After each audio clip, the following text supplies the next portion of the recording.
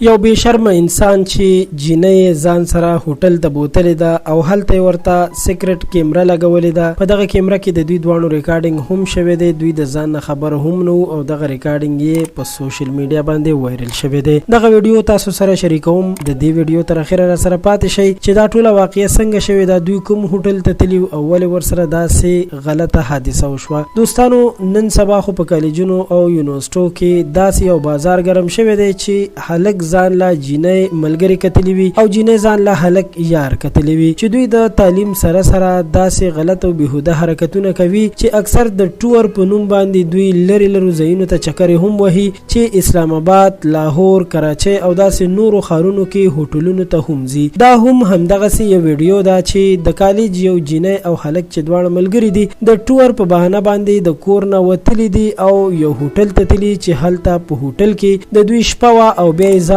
ته کیمره هم لګولې ده چې دوی پکې هر قسم بې حیایي او بې شرمي کړې ده چې د هغې نه پس دوی کله د دغه کمرې نه په سهار کې وتل نو د دوی نه دغه کیمره هم پاتې شوې ده چې کله د هوټل مینیجر ته په لاس ورغلي نو دغه ویډیو یې په سوشل میډیا باندې وایرل کړې ده او د دوی د بې شرمۍ دپاره یو قدم اوچت کړی دی. دا اوس معلومه نه ده چې دا هلک او جینۍ به په څه حال وي، آیا دوی ته به سزا میلو شوي وي او که نه. خو تر کومه پورې چې د دوی دې کار ته وکتل شي نو ډیر زیات غلط او بهوده حرکت کړی دی. دوی له بالکل داسې نو کول پکار. مور پلار چې دوی تعلیم له ولېږي نو پکار ده چې په خپل تعلیم باندې فوکس وکړي، نه دا چې دوی دغسې بهوده او بې شرمه حرکات کوي نو بیا به انجام هم دغسې وي. د خان کلیک چینل د دې ویډیو په باره کې را سره خپل نظر ضرور شریک کړئ او له نورو تازه معلوماتو لپاره زموږ چینل خان کلیک هم سبسکرایب کړئ. تر بیا مو په لوی الله سپارم. د الله په امان.